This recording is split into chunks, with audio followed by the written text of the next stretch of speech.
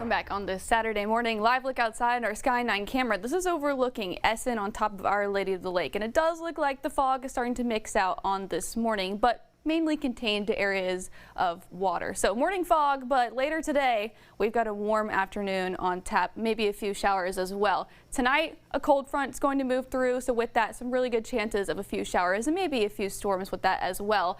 That's going to lead to a big cool down, and we're going to feel the effects of that early next week. We're talking a widespread freeze Monday morning. So dense fog advisory is still in effect, not for much longer though. That's until 9 a.m.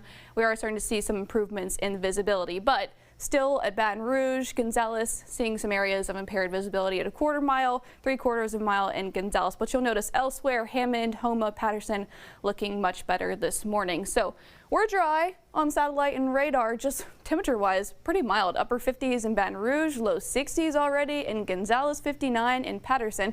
You'll notice a few showers up towards the north, but check this out. We've got a cold front also just towards the north. Look at this cold air. -1 in Bismarck, 11 degrees in Omaha. Yeah, that cold air is actually headed our way. We're going to feel that early next week. Not today. Look at this. Mid-70s by lunchtime, possibly the upper 70s through the afternoon. And then I have an isolated chance for a few showers, mainly into the evening and especially once we go into the overnight hours. So I'll show you that on the modeling here. We're dry, I think, until lunchtime. A lot of the showers will be just contained up towards north of us.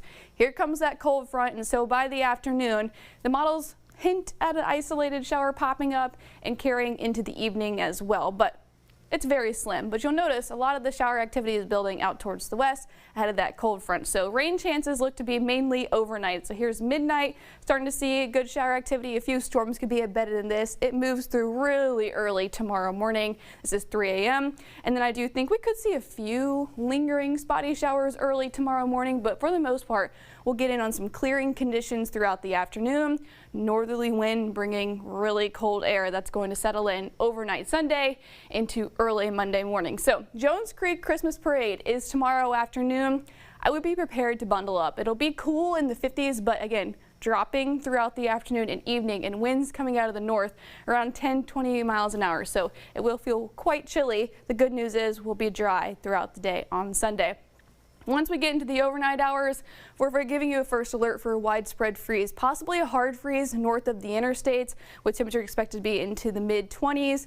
I do think along the interstate corridors, you can go ahead and wrap your pipes if you'd like, but I do think it's not going to be a major concern. So people, pets, plants all need to be protected and indoors. I think you can go ahead and wrap the pipes for areas north of the interstates, but it's not a bad idea to go ahead and do that this weekend, especially while it's warm.